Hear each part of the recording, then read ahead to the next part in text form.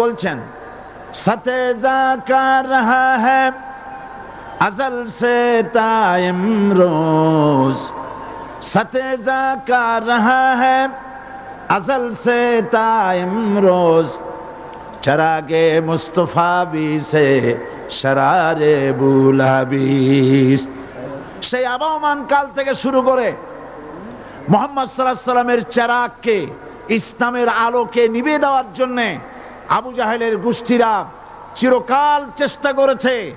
আল্লাহ পাক তাদের এই বাতিলের সৃষ্ট টর্নেডো, গর্কি, জলোচ্ছ্বাস, ঘূর্ণিঝড়কে সবকিছু উপেক্ষা করে মুহাম্মদ সাল্লাল্লাহু আলাইহি সাল্লামের ইসলামের আল্লাহর ইসলামের চেরাগকে, বাতিকে জ্বালিয়ে রেখেছেন। জ্বলছে, জ্বলবে, কিয়ামত পর্যন্ত কেউ নিভাতে পারবে না।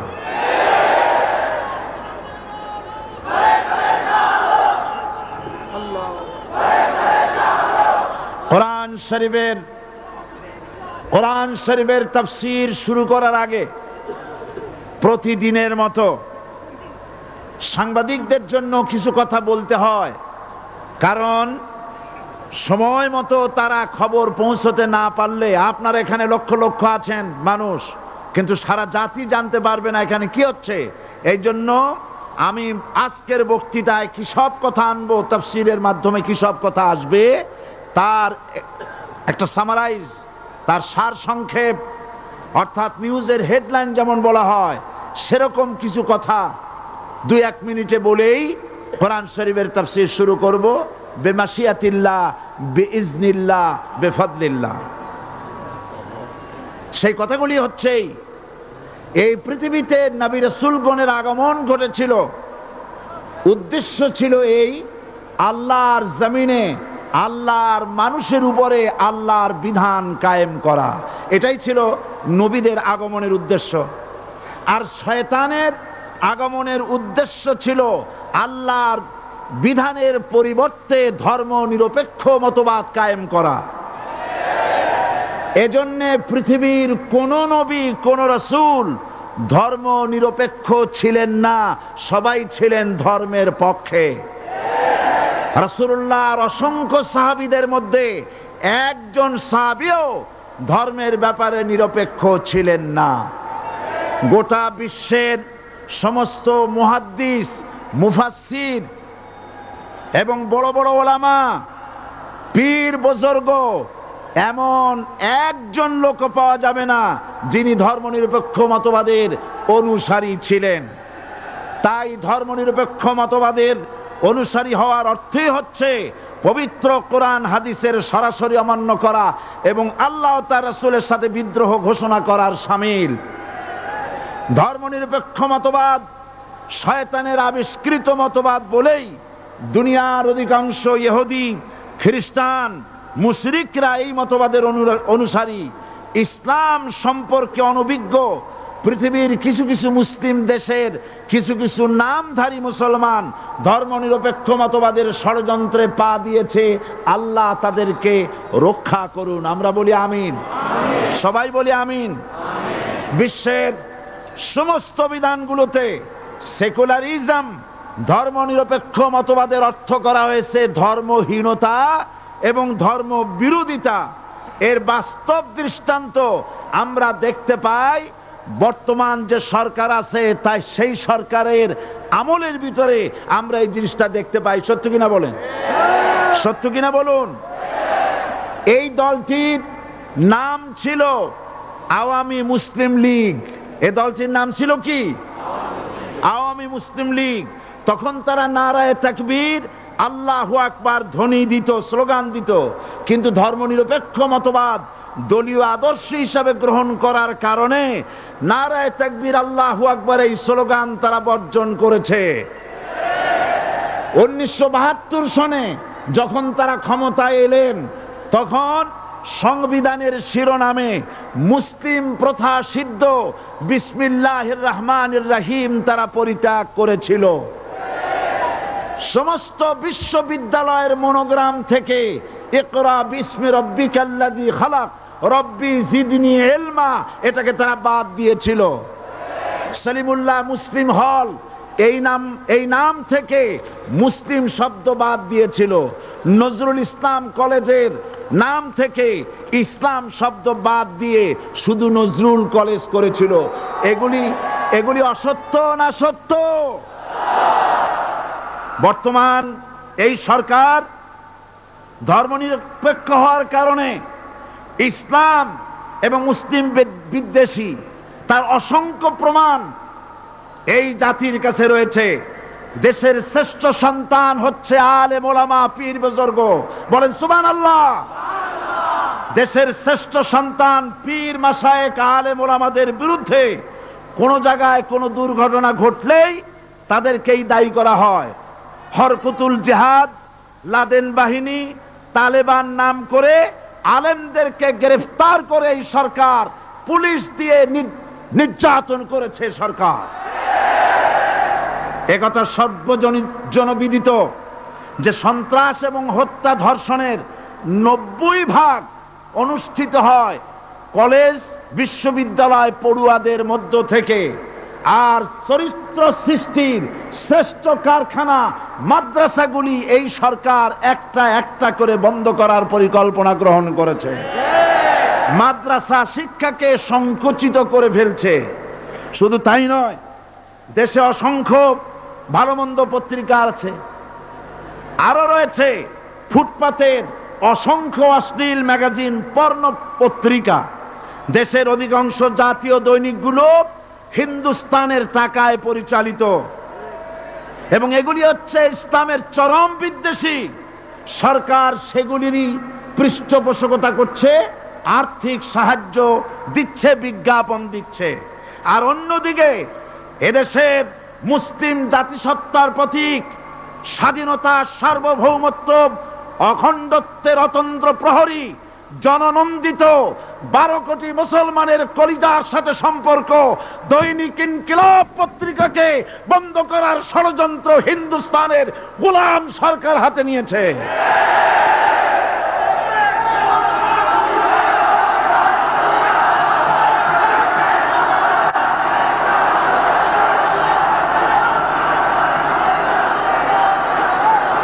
সরকার বস্তুনিষ্ঠ সাংবাদিকতায় ভয় পায়, ইসলামের পক্ষে কথা লিখলে ভয় পায়। এজন্য তারা দৈনিক ইনকিলাব এবং তার পরিবারের গায়ে হাত দেওয়ার প্রস্তুতি নিয়েছে। দৈনিক ইনকিলাবের সম্পাদকের গায়ে যদি হাত দেওয়া হয়, ইনকিলাব যদি বন্ধ করে দেওয়া হয়, সারা বাংলাদেশ অচল হয়ে যাবে।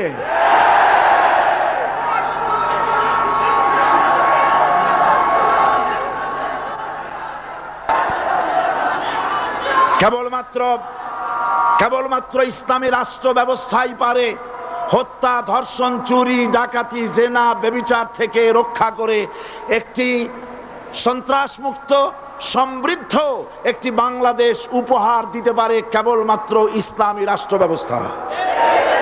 সুতরাং অবস্থা দৃষ্টে মনে হয় এরা যদি আরেক আল্লাহ না করুন, বলেন আল্লাহ না করেন, আল্লাহ না করেন, আল্লাহ না করেন, এরা যদি আরেকটা বার ক্ষমতায় যেতে পারে, ৭২-এর সংবিধানকে পুনরুজ্জীবিত করে ধর্মনিরপেক্ষ মতবাদ কায়েম করবে, সেজন্য আজ গোটা তাওহীদবাদী মুসলমানদেরকে জানতে হবে ধর্মনিরপেক্ষ মতবাদ একটি কুফরি মতবাদ। ওলামারা আমাকে সাক্ষী দেন, ধর্মনিরপেক্ষ মতবাদ কুফরি মতবাদ কিনা? এই কুফরি মতবাদকে বাংলাদেশের মাটিতে যাতে কার্যকরী করতে না পারে তার জন্য গোটা তাওহীদি জনতা রুখে দাঁড়ান। আল্লাহ পাক সে তৌফিক গোটা জাতিকে দান করুন বলি আমিন। এবার আসুন কোরআনে কারীমের যে কথাগুলি আমরা আলোচনা করতে চাই, আপনাদের সামনে সূরা বাকারার 255 নম্বর আয়াত আমি তেলাওয়াত করে গত 2 দিন আলোচনা করেছি। আজকে আসেন সেই যেখান থেকে শেষ করেছিলাম সেখান থেকে আলোচনা শুরু করে যাক। সবাই আমার সাথে পড়েন, আউযু বিল্লাহি শাইতানির রাজিম, বিসমিল্লাহির রাহমানির রাহিম, আল্লাহু লা ইলাহা ইল্লা হুয়াল হাইয়ুল কাইয়্যুম লা তাখুযুহু সিনাতুন ওয়ালা নাওম লাহু মা ফিস সামাওয়াতি ওয়া মা ফিল আরদ من ذا الذي يشفع عنده إلا بإذنه يعلم ما بين أيديهم وما خلفهم ولا يحيطون بشيء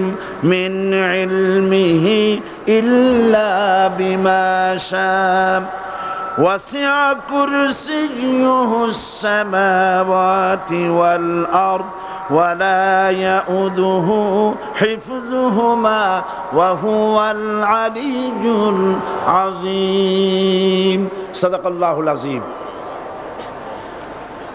আমি এই সূরার এই আয়াতের আলোচনা করতে গিয়ে আপনাদের সামনে বলেছিলাম কোরআন শরীফের সর্বশ্রেষ্ঠ আয়াত হচ্ছে হাদিস অনুযায়ী কোন আয়াত?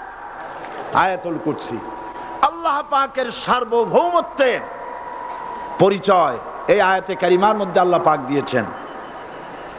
গত 2 দিন আমরা আল্লাহ পাকের সার্বভৌমত্ব এবং তার পরিচয় সম্পর্কে আলোচনা করেছি। আজকে সামনের দিকে আমরা এগোতে থাকবো যতদূর আলোচনা করা যায়। আল্লাহ পাক বলছেন আল্লাহু লা ইলাহা ইল্লা হুয়াল হাইয়ুল কাইয়্যুম। আল্লাহ হচ্ছেন তিনি যিনি ছাড়া কোনো ইলাহ নাই। লা ইলাহা ইল্লাহু, তিনি ছাড়া কোনো ইলাহ নাই, সার্বভৌমত্বের মালিক কেউ নাই। এই যে লা ইলাহা, কোনো ইলাহ নাই, আমরা কালেমার মধ্যে এই কথাটা বলি। আমাদের কালেমায়ে তাইয়্যিবা আমরা কি উচ্চারণ করি? লা ইলাহা ইল্লাল্লাহু মুহাম্মাদুর রাসূলুল্লাহ। জোরে পড়েন লা ইলাহা ইল্লাল্লাহ, লা ইলাহা ইল্লাল্লাহু মুহাম্মাদুর রাসূলুল্লাহ। লা ইলাহা, কোনো ইলাহ নাই। এই দাওয়াত দিয়েছেন দুনিয়ার সমস্ত পয়গম্বর। এটা কি শুধু রাসূলুল্লাহর দাওয়াত ছিল? সমস্ত নবীদের স্লোগান ছিল একটা। সমস্ত নবীদের স্লোগান ছিল কয়টা? সবাই বলুন, কি সেই স্লোগান? লা ইলাহা ইল্লাল্লাহ। কোরআন শরীফের ভিতরে ইলাহ শব্দ 147 বার এসেছে। লা ইলাহার অর্থ যদি এই হয় কোনো উপাস্য নাই আল্লাহ ছাড়া, কোনো মাবুদ নাই আল্লাহ ছাড়া, মুহাম্মদ সাল্লাল্লাহু আলাইহি ওয়াসাল্লাম আল্লাহর প্রেরিত রাসূল, তাহলে তো এত ঝঞ্ঝাট হওয়ার কথা ছিল না। আপনারা বলেন, নবীরা যখনই এই দাওয়াত দিয়েছেন লা ইলাহা ইল্লাল্লাহ, তখন সংঘর্ষ হয়েছে কিনা? হয়েছে কিনা? বাধা আসছে কিনা? তাহলে এই কথাটা কি যার কারণে এরকমের বাধা আসে? লা ইলাহা ইল্লাল্লাহ, এর চাইতে বিপ্লবাত্মক, এর চাইতে রিভলিউশন সৃষ্টিকারী কথা আল্লাহর আকাশের নিচে জমিনের উপরে আর একটাও হতে পারে না। লা ইলাহা ইল্লাল্লাহ। ইলাহ শব্দের অর্থ শুধু উপাস্য আর মাবুদ নয়। ইলাহ শব্দের অর্থ হচ্ছে আইনদাতা, ইলাহ শব্দের অর্থ হচ্ছে শাসনকর্তা, ইলাহ শব্দের অর্থ হচ্ছে বিধানদাতা। তো লা ইলাহা যখন একটি লোক ঘোষণা করে, তার অর্থ দাঁড়ায় কোনো আইনদাতা নাই, বিধানদাতা নাই, শাসনকর্তা নাই, কারো আইন মানি না, বিধান মানি না, শাসন মানি না, আল্লাহ ছাড়া। কে ছাড়া? আল্লাহ ছাড়া। এই কালেমার দাওয়াত যখন পয়গম্বরেরা দিয়েছেন, তখন 3 শ্রেণীর লোকেরা বাধা দিয়েছে। বলেন কয় শ্রেণী? সবাই বলেন। 3 শ্রেণীর লোকেরা বাধা দিয়েছে। লক্ষ্য করুন। 1 নম্বরে বাধা দিয়েছে রাষ্ট্র শক্তি। 1 নম্বরে বাধা দিল কারা? 2 নম্বরে বাধা দিয়েছে ধনাঢ্য ব্যক্তিবর্গ। 3 নম্বরে বাধা দিয়েছে যারা কায়েমি, স্বার্থবাদী ধর্মীয় শক্তি, এই তিনটি শ্রেণী সমস্ত নবীদেরকে বাধা দিয়েছে। সেই বাধা অতীতে যারা দিত এখন আর দেয় না, নাকি এখনো দেয়? দেখুন, এই কালেমার দাওয়াত হযরতে মূসা আলাইহিস সালামকে যেদিন আল্লাহ পাক প্রথম ওহী দিলেন, এই দাওয়াত শুধু রাসূল দেন নাই, আল্লাহ পাক বলছেন প্রত্যেক নবী তার জাতিকে এই দাওয়াত দিয়েছেন। কি? আল্লাহ রাব্বুল আলামিন বলেন সকল নবী তার কওমকেই বলে দাওয়াত দিয়েছেন, ইয়া কওমি ইবুদুল্লাহা মা লাকুম মিন ইলাহিন গায়রু। হে সম্প্রদায়, আল্লাহ ছাড়া কোনো ইলাহ নাই, তার ইবাদত করো, তারই দাসত্ব করো, তার গোলামি করো। আল্লাহ পাক মূসা আলাইহিস সালামকে যখন নবুয়াত দিলেন, প্রথম যে ওহী এলো, প্রথম ওহীটাই ছিল ইন্নানি আনাল্লাহ লা ইলাহা ইল্লা আনা ফা'বুদনি ওয়া আকিমিস সালাতা লিযিকরি। নিশ্চয়ই আমি আল্লাহ, আমি ছাড়া কোনো ইলাহ নাই, আইনদাতা নাই, বিধানদাতা নাই, সুতরাং আমার দাসত্ব করো এবং আমার শরণার্থে নামাজকে প্রতিষ্ঠা করো। মূসা আলাইহিস সালামকে আল্লাহ পাক ওহী দিয়ে তাকে পাঠালেন। কোথায় পাঠালেন? আল্লাহ পাক বলেন ইযহাব ইলা ফিরআউনা ইন্নাহু তাগাব। গোটা কওম নাফরমান, আল্লাহর আইন কেউ মানছে না, গোটা কওমের কাছে না পাঠাইয়া আল্লাহ পাক সর্বপ্রথম মূসা আলাইহিস সালামকে দাওয়াত নিয়ে কার কাছে পাঠালেন? ফেরাউনের কাছে। কারণ ফেরাউন হচ্ছে রাষ্ট্রশাসক। ফেরাউন কি? রাষ্ট্রশাসক। টিলা, নিচের পানি পাহাড়ের উপরে যায় না, উপরের পানি না নিচের থেকে উপরে যায়, উপরে পানি নিচে আসে। সুতরাং দেশ যারা চালায় এই লোকগুলি যদি ভালো হয়, গোটা দেশ ভালো হয়। আর সমস্ত মানুষটা যদি, রাষ্ট্র যিনি পরিচালনা করেন, এই লোকগুলি যদি খারাপ হয়, গোটা দেশ খারাপ হতে বাধ্য।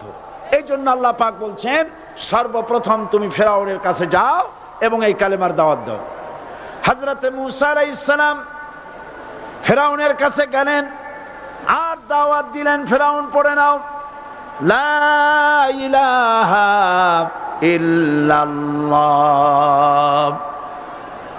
একটি কথা আপনাদের মনে রাখতে হবে, দুনিয়ার কোন ফেরাউন, কোন নমরুদ, কোন সাদ্দাত, কোন হামান কেউ বলে নাই যে আমি আল্লাহ, আমি রাজ্জাক, আমি খালেক, আমি পৃথিবীর সৃষ্টি করেছি। কথা কেউ বলেছে? কেউ বলে নাই। কি বলেছে তারা? ফেরাউন বলেছে মা আলিমতু লাকুম মিন ইলাহিন গায়রি, আমি তো জানি না আমি ছাড়া আরো কোনো ইলাহ আছে, এ কথা আমার জানা নাই, সুতরাং আমি হচ্ছি ইলাহ আর তুমি বলছো লা ইলাহা। তার মানে হচ্ছে ওই সময় পয়গম্বরেরা, আল্লাহর নবীর সাহাবীরা তারা জানতেন যে আমরা কিসের দাওয়াত দেই, আর যারা শুনতো তারাও বুঝতো কিসের দাওয়াত শুনতেছি। আজ আমার দেশে একই কালেমার দাওয়াত দেওয়া হয়, কিন্তু মানুষেরা বুঝতে পারে না কি শুনতেছি। ভাষা জানার ব্যাপারে, বোঝার ব্যাপারে হলো আসল বিষয়। এটা বুঝাতে গিয়ে আমি মাঝে মধ্যে একটা দৃষ্টান্ত দেই এভাবে। একজনের একটা রেশনের দোকান ছিল, সেই দোকানে তার একটা ময়না পাখি ছিল। আর ময়না পাখিকে কথা শেখানো যায় সেটা তো আপনারা জানেন। জি, ময়নাকে শিখায়েছে যে লাইন করুন, এক এক করে আসুন। ময়না এই কথা শিখেছে। সকালবেলায় যখন রেশনের দোকানে ভিড় পড়ে গেছে, তখন ওই পাখি খাঁচার মধ্যে বসে বলছে লাইন করুন, এক এক করে আসুন। একদিন খাঁচার দরজা খোলা পেয়ে পাখি উড়ে গিয়ে গাছের ডালে বসেছে। আশেপাশে যত পাখি ছিল তারা চিন্তা করলো এই রকমের পাখি তো কখনো দেখি নাই। ময়না তো দেখতে কাকের মতো না, শালিকের মতো না, দেখতে একটা ভিন্ন রকম। ওরা এসে চতুর্দিক থেকে এই নবান্ত, এই যে নতুন এসেছে, ওরে ঠোকরানো শুরু করেছে চতুর্দিক থেকে। ঠোকরানি খেয়ে ময়না বলতেছে লাইন করুন, এক এক করে আসুন। এখন ময়না তো বোঝে না যে কি বলতেছি, আর যে পাখিরা ঠোকরাচ্ছে তারাও তো বোঝে না যে কি শুনতেছি। ময়না যদি বুঝতো যে আমি কি বলি, সবাই মিলে ঠোকরায়, তাই জান বাঁচে না, লাইন করে ঠোকরাইলে তো কলজে যাবে, সব ঠোঁটে ঠোঁটে চলে আসে, বুঝে নাই। আমাদের অবস্থা তাই হয়েছে। এই যে আপনারা এখানে দাঁড়াইছেন কেন? যারা যেখানে দাঁড়ায় বসা মানুষেরা অনুরোধ করে বসায় দেন। এত বড় বিশাল মাহফিলে আপনি দাঁড়ায়া কোন মানুষকে কষ্ট দিবেন না, জায়েজ নাই। মুসলমানদেরকে কষ্ট দেওয়া কবিরা গুনাহ। বুঝতে পেরেছেন? যে যেখানে দাঁড়িয়েছে আপনারা বসা মানুষেরা তাদেরকে বসায় দেন। এত বড় বিশাল মাহফিলে আপনি দাঁড়ায়া কোন মানুষকে কষ্ট দিবেন না, জায়েজ নাই। মুসলমানদেরকে কষ্ট দেওয়া কবিরা গুনাহ। বুঝতে পেরেছেন? যে যেখানে দাঁড়িয়েছে আপনারা বসা মানুষেরা তাদেরকে বসায় দেন। সুতরাং এই কালেমার দাওয়াত যখন হযরতে মুসা আলাইহিস সালাম দিলেন, ফেরাউন বলল, আমি তো জানি না যে আমি ছাড়া আরো কোন ইলা আছে, আইনদাতা তো আমি, তুমি নতুন কোথা থেকে আইনদাতা নিয়ে আসছো? ফেরাউন বলছে, দেখো আমারে বাদ দিয়া যদি অন্য কাউকে ইলা বলে তুমি মানো, আর সেই শিক্ষা যদি যে জাতিকে দাও, তাহলে আমি তোমাকে ধরে লাআজআলান্নাকা মিনাল মাসজুনিন, আমি তোমাকে কারারুদ্ধ করব, আমি তোমাকে জেলখানায় ঢুকিয়ে দেব। রাষ্ট্রশক্তি প্রথম বাধা দিল কারা? বলেন সবাই। সেই বাধা কি ওখানে শেষ হয়েছে না এখনো আছে? আছে কিনা জোরে বলেন। আমি তোমাকে জেলখানায় ঢুকাবো। হযরতে মুসা আলাইহিস সালাম বলেন, ফেরাউন রে, জেলের ভয় আমি করি না, আমাকে জেলের ভয় দেখায়া লাভ নাই, আমি আল্লাহ পাকের পয়গম্বর হযরতে মুসা আলাইহিস সালাম। ফেরাউনের দলবল আছে, লোক লস্কর আছে, তার অস্ত্রের অভাব নাই। আল্লাহ রাব্বুল আলামিন মুসা আলাইহিস সালামের কাছে একটা অস্ত্র দিয়া দিলেন। দিছিলেন কিনা? দিছিলেন কিনা? আল্লাহ পাক হযরত মুসা কি বলেছেন, ওয়া মা তিলকা বিয়ামিনিকা ইয়া মুসা, মুসা রে তোমার হাতে ওটা কি? মুসা আলাইহিস সালাম বললেন, এটা লাঠি। আল্লাহ পাক বললেন, ফেলে দাও লাঠি। লাঠি ফালায় দিলেন। কি হয়ে গেল? হিয়া হাইয়াতুন তাসআ, লাঠি হয়ে গেল। এখন লাঠি পড়ে সাপ হয়ে গেল। সাপ দেখে নবী হোক, ওলি হোক, সাহাবী হোক আর আলেম হোক, সাপ দেখলে ভয় করে না মানুষের? মুসা আলাইহিস সালাম ভয় পাইছে। আল্লাহ রাব্বুল আলামিন হযরত মুসাকে শোনায় দিলেন, খুযহা ওয়া লা তাখাফ সানুঈদুহা সিরাতাহাল উলা,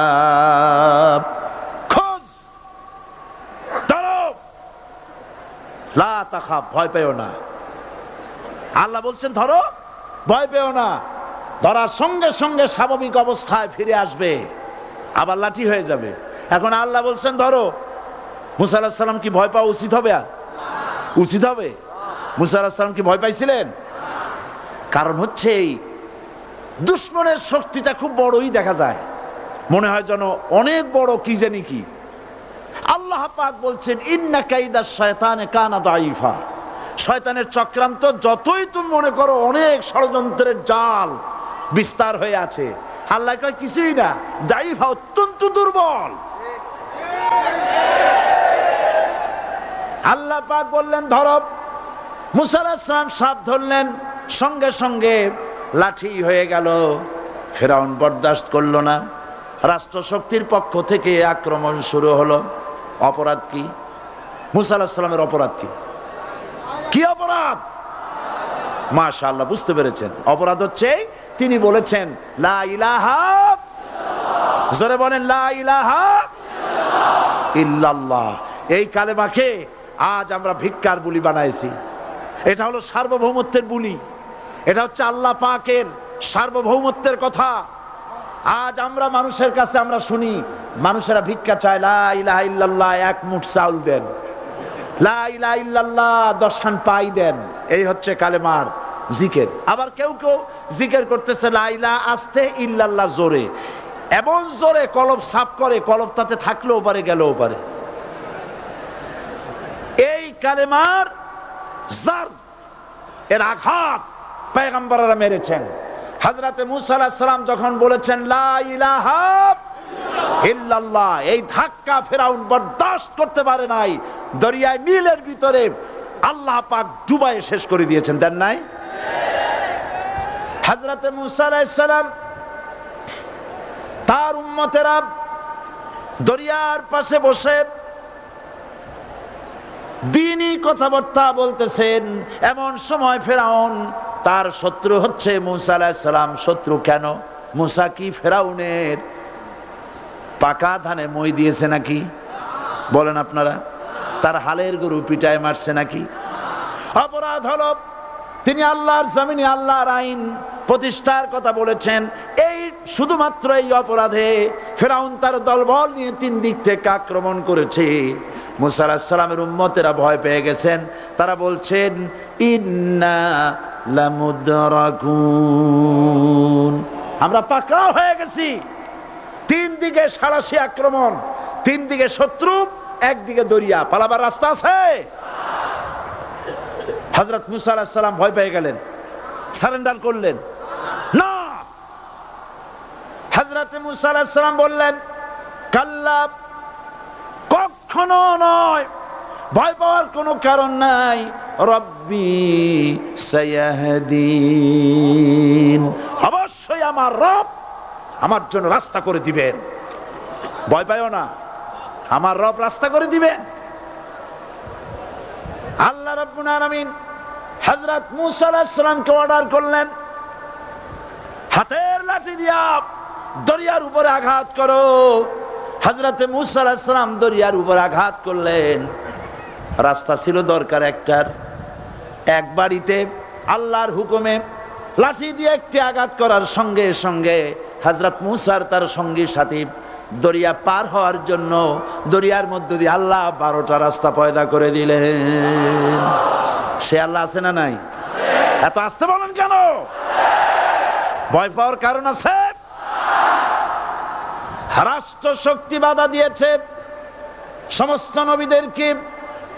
কেন? নবীদের চরিত্র খারাপ? জোরে বলে, নবীদের চরিত্র খারাপ?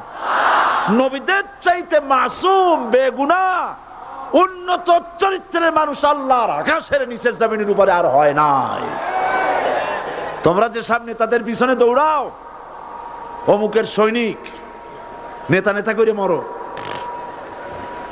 এইসব নেতা যাদের পিছনে দৌড়াও, এই নেতাগুলি, আমি জিজ্ঞেস করি আপনাদেরকে, এই নেতাগুলি জীবনে একবারও জিনা করে নাই?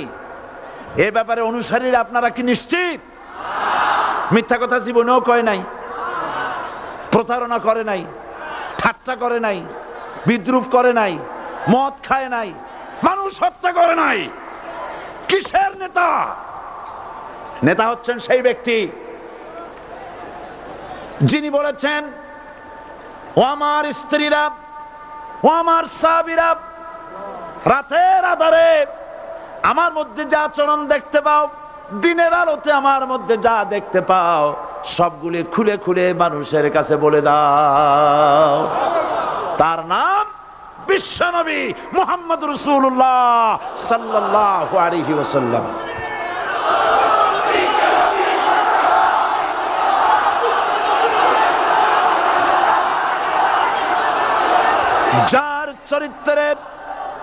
যার চরিত্রের সার্টিফিকেট আল্লাহ রাব্বুল আলামিন নিজে দিচ্ছেন, ওয়া ইন্নাকা লাআলা খুলুকিন আযীম। নবী হে, উন্নত চরিত্রের উপরে আপনি প্রতিষ্ঠিত। সুবহানাল্লাহ। কে সার্টিফিকেট দিচ্ছেন? আযীম, আযীম। আরবিতে চওড়াকে বলা হয় আরিদ, গভীরতাকে বলা হয় আমিক। কত প্রশস্ত, যা মাপার কোনো ফিতা নাই, কত গভীর, যা মাপার কোনো যন্ত্র নাই, এইটাকে আরবিতে বলা হয় আজিম। সুবহানাল্লাহ বলতে ইচ্ছে করে না? ও নবী, তোমার চরিত্র এমন যা মাপার মতো যন্ত্র পৃথিবীতে নাই। এই সার্টিফিকেট দিলেন কে? সমস্ত নবীরাই চরিত্রবান, নবীরা মাসুম বেগুনাহ, সুবহানাল্লাহ বিহামদিহি। সেই নবীরা মার খান নাই? খেয়েছেন কিনা বলেন? কারা মেরেছে? রাষ্ট্র শক্তি। কারা মেরেছে? কারণ নবীরা বলেছেন লা ইলাহা ইল্লাল্লাহ। পড়েন সবাই, লা ইলাহা ইল্লাল্লাহ। আপনিও যদি নবীদের মতো সাহাবীদের মতো বুঝা এই কলেমার দাওয়াত দেন, বাধা আসবেই। বোঝাবুঝির ব্যাপার, বুঝতেই সারলো। কত মাহফিল হয় বাংলাদেশে, হয় না? কোনো বাধা নাই, ঠিক কিনা? কত পূজা হয়, পার্বণ হয়, গান হয়, থিয়েটার হয়, গুনাগার বিবির গান হয়, কত কিছু হয়। কোনো বাধা আছে? তাফসীরের মাহফিলে বাধা। কারণ ওরা বুঝতে পেরেছে এ তাফসীরের মাহফিলে গাজীর গীত হয় না, এ তাফসীরের মাহফিলে আল্লাহর সার্বভৌমত্ব কায়েমের আন্দোলন চলে।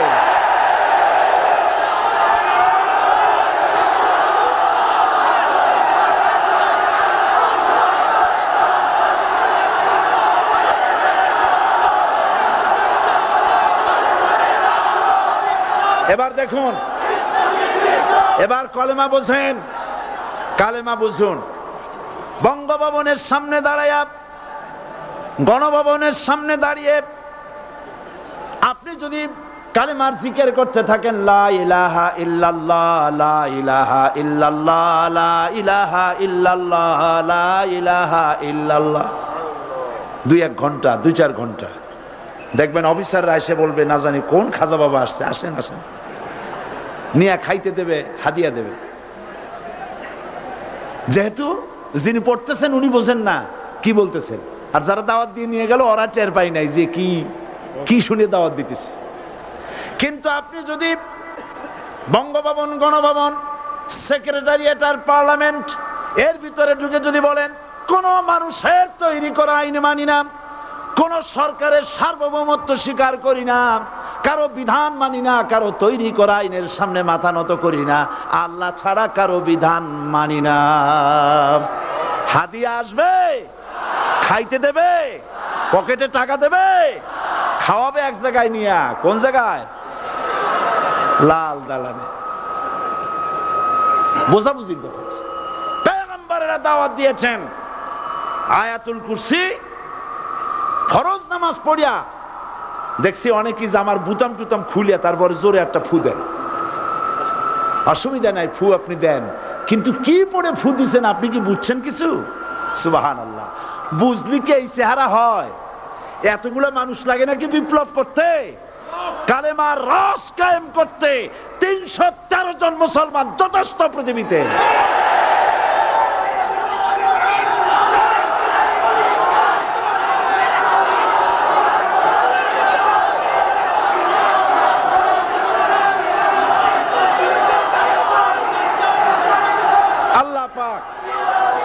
কোরআনে কারীমের মধ্যে আল্লাহ পাক বলেছেন, এমন একজন নবী পাঠাই নাই, ইয়া হাসরাতান আলাল ইবাদ, বান্দার উপরে আফসোস। আহারে, কে বলতেছেন? আমার আল্লাহ। বলেন আমার আল্লাহ।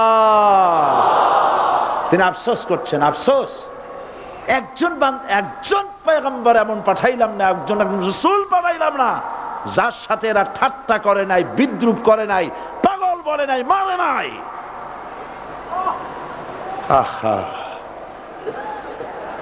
অপরাধ কি?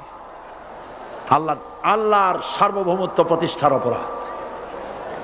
হযরত ইব্রাহিম আলাইহিস সালাম তিনি যখন এই কালেমার দাওয়াত দিয়েছেন নমরুদের বিরুদ্ধে, নমরুদ বলেছে, মান আসাদ্দু মিন্না কুওয়া, আমার চাইতে শক্তিশালী আর কে আছে?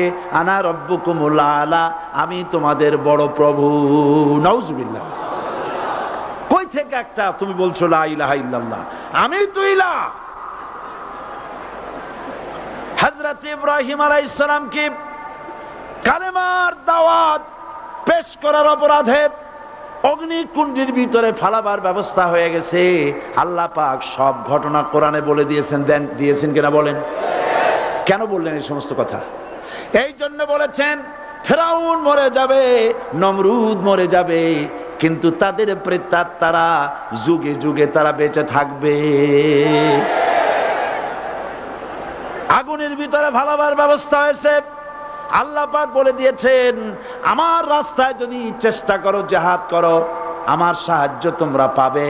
ওয়া কানা হাক্কান আলাইনা নাসরুল মুমিনিন, মুমিনদেরকে সাহায্য করা আমি আল্লাহর জন্য ওয়াজিব। সুবহানাল্লাহ বলবেন না? আলহামদুলিল্লাহ বলবেন না? আমার জন্য ওয়াজিব মুমিনদেরকে সাহায্য করা। ইব্রাহিম আলাইহিস সালামকে আগুনে ফেলানো হচ্ছে। হযরত জিবরাইল বলেন ইব্রাহিম তোমাকে আগুনের ভিতরে ফেলানো হতেছে, আমার কাছে সাহায্য চাও, আমি তোমারে বাঁচায় দেব। হযরত ইব্রাহিম আলাইহিস সালাম তিনি বললেন জিবরাইল আমার পরীক্ষা চলতেছে, আমাকে ডিস্টার্ব করো না, আমি তোমার কাছে সাহায্য কেন চাইব? আমি তো এমন কোন অন্ধ আল্লাহর ইবাদত করি না যিনি তার বান্দার দুঃখ দুর্দশা নিজের চোখে না দেখেন। পরীক্ষা পাস করছে না? পাস করছেন কিনা? হযরত ইব্রাহিম বলেন শোনো জিবরাইল, আমি যদি আগুনের ভিতরে পড়ে যাই আর আগুনে পুড়ে যদি ভস্ম হয়ে যায়, আমার আল্লাহ যদি এতে খুশি হন, তাহলে আমি আমার রব্বুল আলামিনকে খুশি করার জন্য এভাবে 1000 বার পুড়তে আমি রাজি আছি। ইব্রাহিম আলাইহিস সালাম আগুনের ভিতরে পড়ে গেলেন। আল্লাহ রাব্বুল আলামিন আগুনের প্রতি নোটিশ করে দিলেন ইয়া নারু কুনি বারদাও ওয়া সালামান আলা ইব্রাহিম, আগুন আমার ইব্রাহিমের জন্য শান্তিদায়ক ঠান্ডা হয়ে যা। ইব্রাহিম আলাইহিস সালাম জ্বলছেন, পুড়ে গেছেন। নমরুদ তার প্রাসাদের ছাদে বসে ইব্রাহিম আলাইহিস সালামের পোড়া দৃশ্য দেখে আনন্দ করবে, আগুনের দিকে তাকায় দেখে ইব্রাহিম আরামে বসে আছেন। পোড়া তো দূরের কথা, জামাও পড়ে নাই। ও ডাক দিয়া বলে রে আগুন, গোটা জাতি নিয়ে তোর পূজা করলাম, আমার দুশমন কেন জ্বালাইতে পারিস না? তোর জ্বালানো শক্তি কি নষ্ট হয়ে গেছে নাকি? আগুনের ভিতর থেকে আওয়াজ বেরিয়ে এলো নমরুদ, আমার ভিতরে দাহ্য শক্তি জ্বালানো শক্তি আছে কি নাই যদি প্রমাণ করতে চাও, টেস্ট করতে চাও, তুই নিজে আয়, তোরে সুদ্ধা তাম দুনিয়া জ্বালাই দিতে পারি, ইব্রাহিমের এক গাছা পশম জ্বালাইতে পারি না। বিশ্বকবি আল্লামা ইকবাল কি সুন্দর করে বলেছেন, আজ ভি হো জু ইব্রাহিম কা ইমা पैदा आग कर सकती है एक अंदाजे गुलिस्तां पैदा। ইব্রাহিমের ঈমান যদি আজও কোথাও হয় বিদ্যমান, করতে পারেন অগ্নিকুণ্ডে খুবসুরত এক গুলিস্তান। এখনো যদি ইব্রাহিমের সন্তানদেরকে আগুনের মধ্যে ফেলে দেওয়া হয়, আর ইব্রাহিম ঈমান যদি থাকে, আগুনকে ফুলের বাগান বানাবার ক্ষমতা আল্লাহর আছে। চিরকাল আল্লাহ পাক এই কালেমাকে দিয়েছেন আল্লাহর সার্বভৌমত্বকে প্রতিষ্ঠা করার জন্য। আয়াতুল কুরসি শুধু পড়ে বুকে ফু দেওয়ার জন্য নয়। পড়েন আমার সাথে, আল্লাহু লা ইলাহা ইল্লা হুয়াল হাইয়ুল কাইয়্যুম। দুনিয়ার সমস্ত পয়গম্বর অত্যাচারিত হলেন, শুধু তাই নয়, বিশ্ব নবী আখেরি জামানার পয়গম্বর নবী মুহাম্মদ রাসূলুল্লাহ সাল্লাল্লাহু আলাইহি ওয়াসাল্লাম জাতির কাছে আসলেন। তিনি এসে বললেন ইয়া আইয়ুহান নাস কুলু লা ইলাহা ইল্লাল্লাহ। প্রথম দাওয়া শুনছেন কথা? রাসূলুল্লাহ বলছেন, ও জাতি, আমার রাসূল তো মক্কার রাসূল না শুধু, মদিনার রাসূল না শুধু, আরবি ভাষা ভাষীদের রাসূল না শুধু, আমার নবী কি নবী? চিল্লায় বলেন। তাই তিনি বলেছেন, ও বিশ্বের মানবতা, বিশ্বের মানব গোষ্ঠী, যদি মুক্তি পেতে চাও, নাজাত পেতে চাও, উচ্চারণ করো, বিশ্বাস করো, আমল করো, বলো লা ইলাহা ইল্লাল্লাহ। জোরে পড়েন লা ইলাহা ইল্লাল্লাহ, লা ইলাহা ইল্লাল্লাহু মুহাম্মাদুর রাসূলুল্লাহ। আবু জাহেল বুঝছিল কলেমার অর্থ? কথা বলেন না কেন? আবু জাহেল বুঝছিল? উতবা, সাইবা, মুগিরার গোষ্ঠীরা বুঝছিল? বুঝেছে। তারপরে তারা চিন্তা করলো যে সর্বনাশ তো করছে, লা ইলাহা, কোন ইলাহ নাই, আইনদাতা নাই, বিধানদাতা নাই, তাহলে আমরা কি ঘরে বসে বসে কি করব? উনি নতুন একজন ইলাহ নিয়ে আসছে, আল্লাহ ছাড়া কোন ইলাহ নাই, তাহলে আমাদের কাজটা কি? প্রথমে তারা চেষ্টা করলো যে একটু দেখি নরম নরম ভাবে হয় নাকি। চলে গেল আবু তালেবের কাছে, আছে না হাদিসে, বললো আবু তালেব, তুমি তো কুরাইশদের নেতা, তোমার ভাইয়ের ছেলে কয়টাই কি? কি আশ্চর্যজনক কথা, লা ইলাহা ইল্লাল্লাহ, আল্লাহ ছাড়া কোনো ইলাহ নাই, তা আমরা করব কি? তোমার ভাতিজাকে বুঝাও লা ইলাহা ইল্লাল্লাহর দাওয়াত বন্ধ করে দিক, এর বিনিময়ে টাকা লাগে টাকা দেব, সোনা লাগে সোনা দেব, যত সুন্দরী মেয়ে চায় তাও দেব, নেতৃত্ব চায় তাও দেব, তবু যেন কালেমার দাওয়াত না দেয়। আসিনে কা হাদিসে আছে কিনা? নবীজি যখন বাড়ি ফিরলেন, চাচা আবু তালেব নিজের কলিজার টুকরা সন্তান হযরত জাফর আলীর চাইতে তিনি ভালোবাসতেন কলিজার মতো করে মুহাম্মদ সাল্লাল্লাহু আলাইহি সাল্লামকে। বলছে, বাবা এমন কথা কেন বলো যাতে লোকেরা খেপে যায়? এই কথাগুলি বলো না, ওরা আমার কাছে এই সব প্রস্তাব দিয়ে গিয়েছে। রাসূলুল্লাহ প্রস্তাব শুনে এগ্রি করলেন? জি। আমার নবী বলেন, ও আমার চাচা আবু তালেব, প্রস্তাবকারীদেরকে শুনিয়ে দিন। হুজুরের সাথে তখন অনেক লোকজন নাকি? অনেক অস্ত্রপাতি? কিচ্ছু নাই, আল্লাহর শক্তি ছাড়া কিছুই না।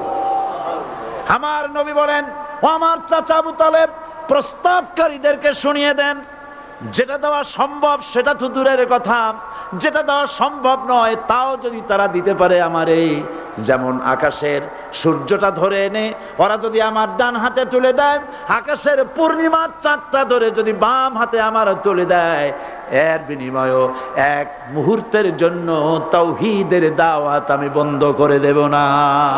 সুবহানাল্লাহ।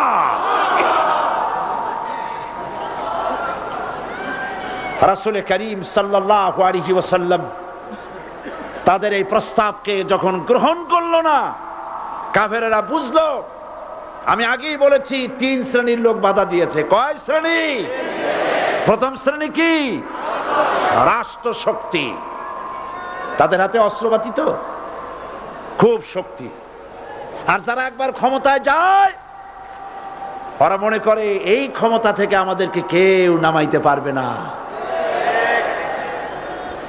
বিংশ শতকের শ্রেষ্ঠ মুজাদ্দিদ আল্লামা সৈয়দ আবুদুল্লাহ মওদুদী রাহমাতুল্লাহ আলাইহি তিনি এক জায়গায় লিখেছেন, স্বৈরাচারীরা তার পতনের সমস্ত ছিদ্র বন্ধ করে, কিন্তু একটা ছিদ্র বন্ধ করতে পারে না, মনের ভুলে সে ছিদ্রটা থেকেই যায়, যেই ছিদ্র দিয়ে আসলে তার পতনটা হবে। ক্ষমতায় গিয়ে মনে করে চিরকাল ক্ষমতায় থাকবো। ভারতের প্রধানমন্ত্রী পণ্ডিত জওয়াহরলাল নেহেরু রাঁচি পাগলাগারদে গিয়েছেন, মেন্টাল হসপিটাল। পাগলেরা নেহেরুকে দেখে আশ্চর্য হয়ে গেছে, এত সুন্দর মানুষ, মাথায় কিস্তি টুপি, গায়ে শেরওয়ানি, মুসলমানি ড্রেসই আলাদা, যদিও তিনি হিন্দু ছিলেন, পরেছেন মুসলমানি ড্রেস। শেরওয়ানি কাদের পোশাক? কাদের পোশাক? হাতে ছড়ি নিয়ে হাঁটা, স্টাইল করে, সুন্দর পাজামা, সুন্দর টুপি, সুন্দর সাজসজ্জা করে মুসলমানদের ড্রেস। এই ড্রেস পরে তিনি গিয়েছেন, সব সময় যে ড্রেস তিনি পরতেন। পাগলেরা জিজ্ঞেস করছে, তুমি কে গো? উনি বলছেন, আমারে চেনো নাই? আমি ভারতের প্রধানমন্ত্রী পণ্ডিত জওয়াহরলাল নেহেরু। পাগলেরা বলছে, ও সেই কথা। আমরাও যখন এই হসপিটালে আসছিলাম এই তোমার মতো লম্বা লম্বা কথা আমরাও বলছি, থাকো আমাদের সাথে কিছুদিন, তোমার মাথাও ঠান্ডা হয়ে যাবে। ক্ষমতায় যারা থাকে ক্ষমতার মোহে চতুর্দিকে অন্ধকার দেখে, মনে করে আমার পতন আর হবে না। কিন্তু তোমাকে বুঝিবে যে গোকুলে বাড়ি শেষে।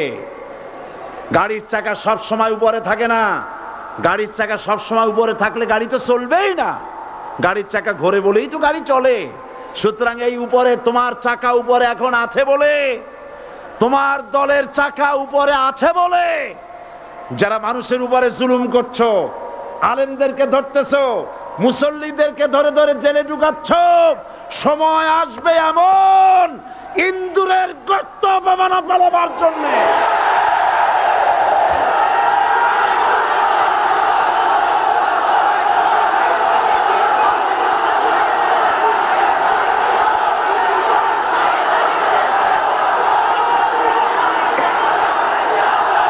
আবু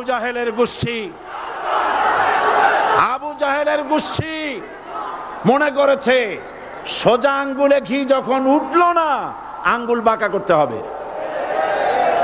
শুরু হয়ে গেল অত্যাচার, শুরু হয়েছে না। হযরত সুমাইয়া রাদিয়াল্লাহু তাআলা আনহা কি নির্মম ভাবে, নিষ্ঠুর ভাবে তাকে শহীদ করা হলো। খাব্বাব, খুবাইব, হযরতে খাব্বাব রাদিয়াল্লাহু তাআলা আনহুকে দেখে হযরত ওমর একদিন বলছিলেন, খাব্বাব তোমার পিঠে এত গর্ত কেন? এত গর্তওয়ালা পিঠ আর এত চিকুন কোমর আমি তো জীবনেও দেখিনি। হযরতে খাব্বাব বলেছেন, ওমর জানো না, ইসলাম কবুল করার অপরাধে, কালেমা পড়ার অপরাধে কাফির বেঈমানেরা আমাকে মারধর করেছে। যখন আমি তাদের মারে কালেমা ছাড়ি নাই, তখন আগুন জ্বালায়া আগুনের আংটার উপরে, আংটা আগুনের উপরে আমাকে চিৎ করে শোয়ায়া, আমি যেন নড়াচড়া করতে না পারি সেজন্য আমার বুকের উপরে পাথর চাপা দিয়া রেখেছে। আগুনে গোশত পুড়ে পুড়ে আগুন ভিতরে ঢুকেছে, গায়ের রক্ত আর চর্বি গলে গলে পড়ে আগুনগুলো নিবেছে। ওই পিঠে যে গর্ত হয়েছে আজও পর্যন্ত সেই গর্ত মিটে যায় নাই। হযরতে খাব্বাব রাদিয়াল্লাহু তাআলা আনহু বলছেন, বুখারী শরীফে হাদিসে ভাবে এসেছে, ওয়ান খাব্বাব বিন আরিত রাদিয়াল্লাহু তাআলা আনহু আন্নাহু ক্বাল শাকাউনা ইলা রাসূলিল্লাহি সাল্লাল্লাহু আলাইহি ওয়াসাল্লাম ওয়া হুয়া মুতাওয়াসসাদুন বুরদাতুন লাহু ফি জিল্লিল কাবা। আমি গেলাম রাসূলুল্লাহর কাছে, যে দেখি হুজুর বাইতুল্লাহ শরীফের ছায়ায় আরাম ফরমাচ্ছেন। আমি কাছে গিয়ে বললাম, আলা তাস্তানসিরু লানা আলা তাদউ লানা ইয়া রাসূলুল্লাহ। হে রাসূল, আপনি কি আমাদের জন্য দোয়া করবেন না? আপনি কি আমাদের জন্য আল্লাহর কাছে সাহায্য প্রার্থনা করবেন না? মার খেয়ে খেয়ে তো শেষ হয়ে গেলাম। শুনতেছেন আপনারা? আল্লাহর নবী উঠে বসলেন, বললেন, খাব্বাব শোনো, তোমাদের আগে যারা এই পৃথিবীতে এসেছিলেন দ্বীনের দাওয়াত দেওয়ার জন্য, সমকালীন রাষ্ট্র শক্তি তাদেরকে ধরতো, ফায়ুখাজুর রাজুলু ফায়ুহফারু লাহু ফিল আরদ, তার জন্য তারে ধরে নিয়া মাটির মধ্যে গর্ত করত, ফায়ুজআলু ফিহা, এরপরে সেই গর্তের ভিতরে তাকে কোমর পর্যন্ত গেড়ে দিত। সুম্মা ইউতা বিল মানশার, এরপরে করাত আনা হতো, ফায়ুদাউ আলা রাসিহি, এরপরে করাতটা মাথার উপরে রাখা হতো, ফায়ুজআলু নিসফাইন, এরপরে করাত দিয়া চিরে চিরে জীবিত মানুষটাকে দ্বিখণ্ডিত করে ফেলে দিত। মা ইয়াসুদ্দুহু যালিকা আন দীনি, এত কষ্ট দেওয়ার পরেও, এত জুলুম করার পরেও দ্বীনের দায়ীদেরকে এক চুল পরিমাণ আল্লাহর রাস্তা থেকে তারা সরাই দিতে পারে নাই। ওয়াল্লাহি, ও খাব্বাব, আমি আমার আল্লাহর নামে কসম করি। মুসলমান কে কসম করতেছে? আল্লাহ রাসূল। আমি আমার আল্লাহর নামে কসম করি, ওয়াল্লাহি লা ইউতাম্মান্নাল্লাহু হাযাল আমর হাত্তা ইয়াসির রাকিবু মিন সানা ইলা হাজরামাউত। সেদিন বেশি দূরে নয়, ইয়েমেনের রাজধানী সানা থেকে শুরু করে সৌদি আরবের হাজরামাউত পর্যন্ত হাজার হাজার মাইল, এই দীর্ঘ পথে যুবতী নারী তার সৌন্দর্যের পশ্চা নিয়া, আর ধনাঢ্য ব্যক্তিরা সওদাগরেরা তাদের টাকা পয়সা নিয়া একাকে নিয়ে অথবা দলবদ্ধ ভাবে মানুষেরা যাতায়াত করবে। লা ইয়াখাফু ইল্লাল্লাহ, মানুষের মনের মধ্যে কোনো ভয় থাকবে না।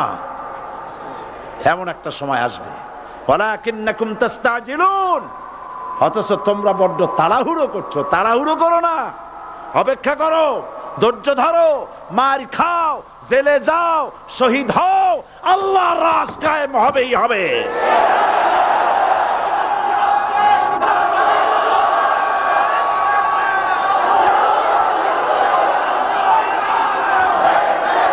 বিল্ডিং থেকে শিক্ষা গ্রহণ করুন।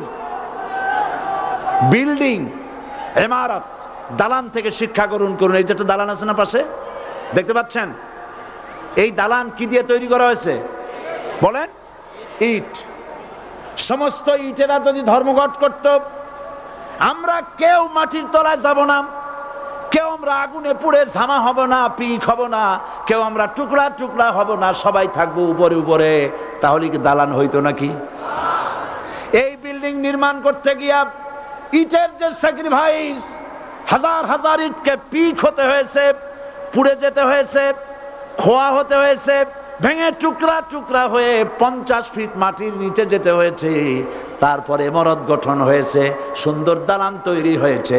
যারা ইসলামী শাসন চান, আল্লাহর দ্বীনকে বিজয়ী দেখতে চান, তাদেরকে অসংখ্য মানুষকে পোড়া ইটের মতো জেলখানায় পুড়ে পুড়ে মরতে হবে, অসংখ্য মানুষকে ফাঁসির কাস্টে ঝুলতে হবে, গায়ের রক্ত দিতে হবে, শহীদ হতে হবে, তারপরে ইসলামের ইমারতটা কায়েম হয়ে যাবে। শায়ের, কবি কি সুন্দর করে